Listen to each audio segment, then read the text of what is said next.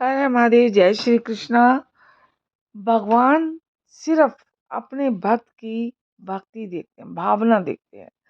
भगवान नहीं देखते कि आप विधि विधान से पूजा कर रहे हैं या नहीं कर रहे हैं। वो सिर्फ आपका भाव देखते हैं। भगवान देखते हैं कि आप भगवान से कितना प्यार करते हैं। और अगर आप प्यार नहीं करते, आप सच्ची भावना आपकी नहीं है, आप सच्चे हृदय से भगवान की पूजा नहीं करते, तो भगवान उस पूजा में शामिल ही नहीं होते, वो पूजा ग्रहण ही नहीं करते। इसलिए भगवान सिर्फ भावना देखते हैं।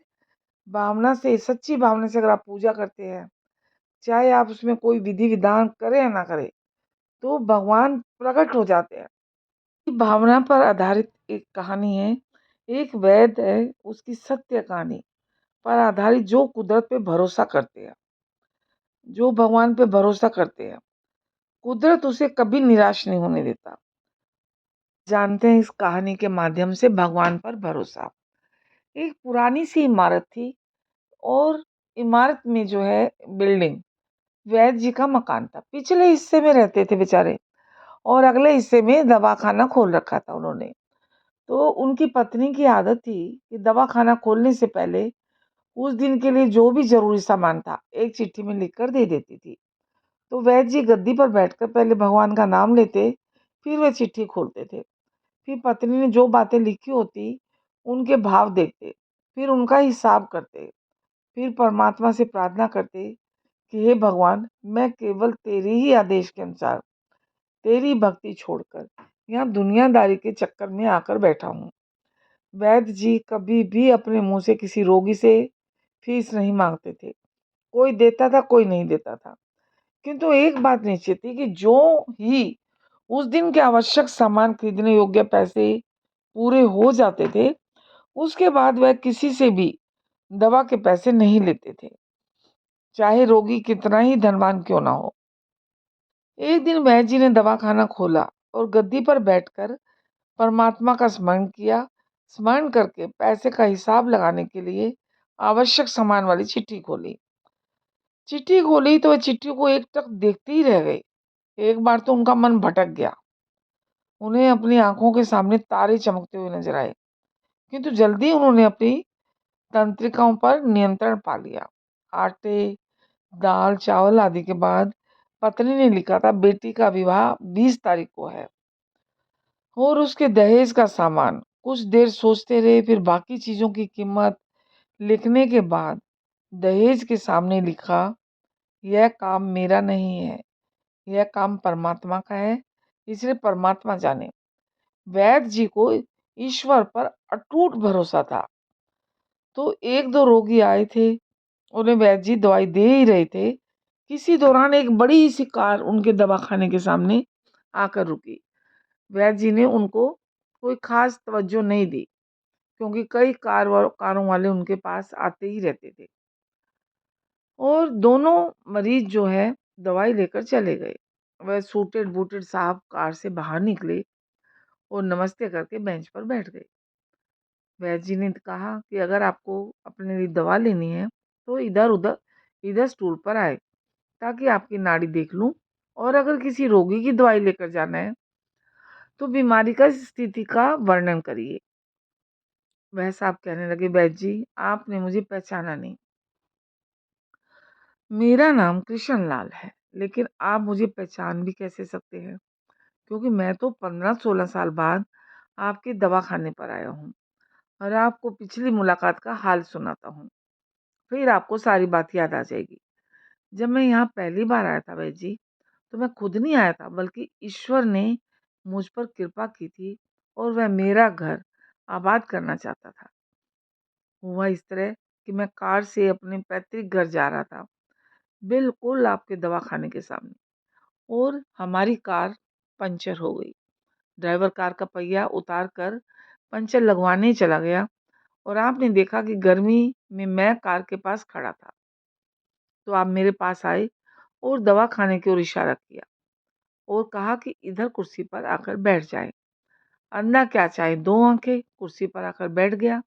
और ड्राइवर ने कुछ ज्यादा ही देर लगा दी थी। एक छोटी सी बच्ची भी यहाँ आपकी मेज के पास खड़ी थी, और बार बार कह रही थी, चलो ना बाबा, मुझे भूख लगी है। आप उससे कहते कि बेटी थोड़ा धीरज धरो, चलते हैं। मैं यह सोचकर कि इतनी देर से आपके पास बैठा था और मेरे ही कारण आप खाना खाने भी नहीं जा पाए, और मुझे कोई दवा खरीद लेनी चाहिए ताकि आप पर मेरे बैठने का भार महसूस ना हो। मैंने कहा, वैद्य जी, मैं पिछले 5-6 साल से इंग्लैंड में रहकर कारोबार कर रहा हूँ। इंग्लैंड जाने से पहले मेरी शादी हो गई थी, लेकिन अब तक बच्चे के सुख से वंचित हूँ।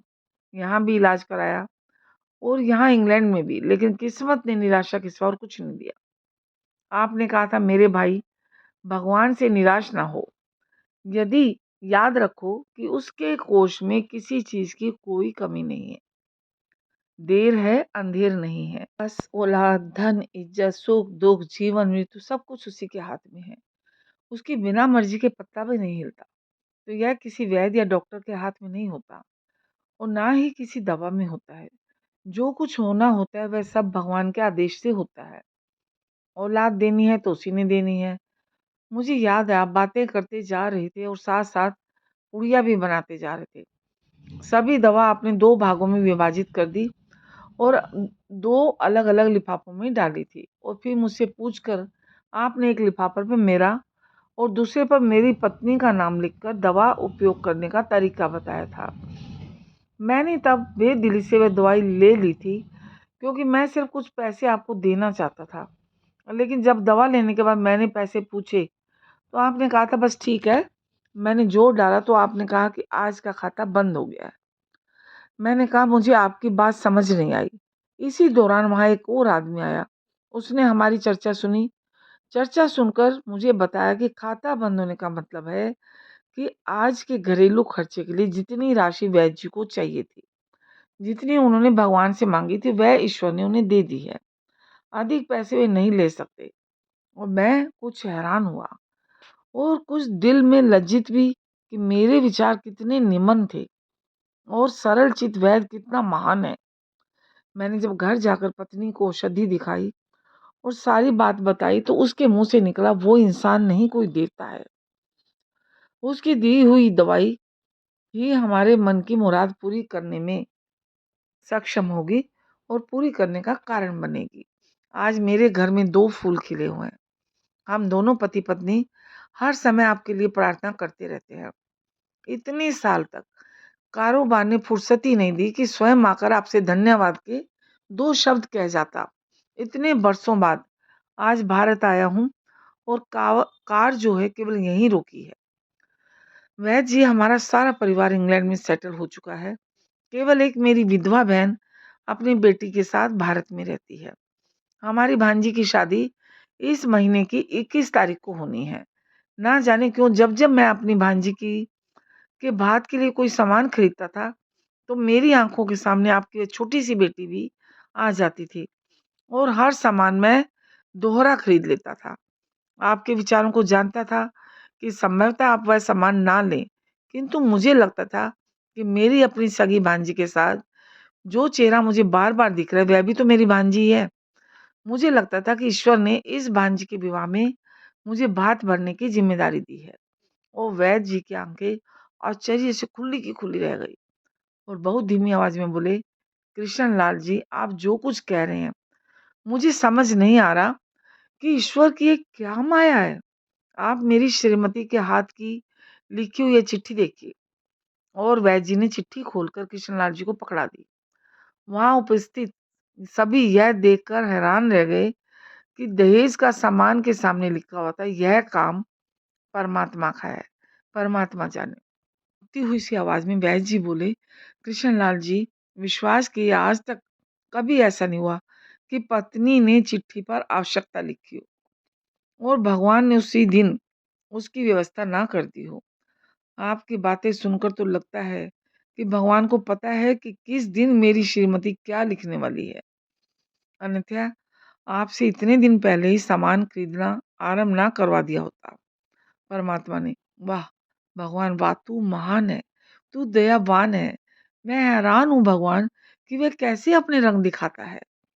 वैद्य जी ने आगे कहा, संभाला है। एक ही पाठ पढ़ा है कि सुबह परमात्मा का आभार करो, शाम को अच्छा दिन गुजरने पर आभार करो, खाते समय उसका आभार करो, सोते समय उसका आभार करो। वीडियो अगर अच्छी लगी है तो इसे ज़्यादा से ज़्यादा लोगों को शेयर कीजिए, क्योंकि एक सच्ची कहानी है भगवान पर भरोसे। जब आपको भगवान पर भरोसा होता है ना, पूरा निस्वार्थ भरोसा होता है, तो आपका कोई भी काम कभी नहीं रुकेगा, ना ही रुक सकता। भगवान उसको किसी न किसी रूप में आकर पूरा कर देते हैं। मेरे साथ तो ऐसा बहुत बार होता है।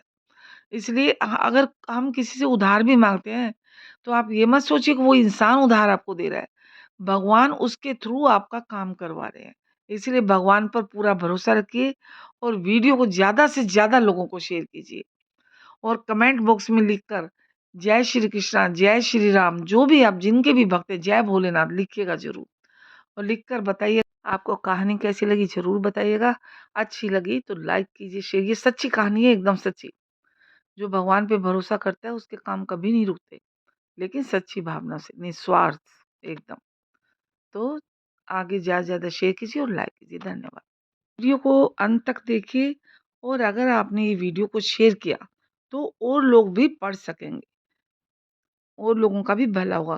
कहते हैं ना, अगर आप किसी का भला करते हैं, एक का भला करते हैं तो भगवान आपका भला करते हैं। इसलिए वीडियो को शेयर ज़रूर कीजिए। धन्यवाद।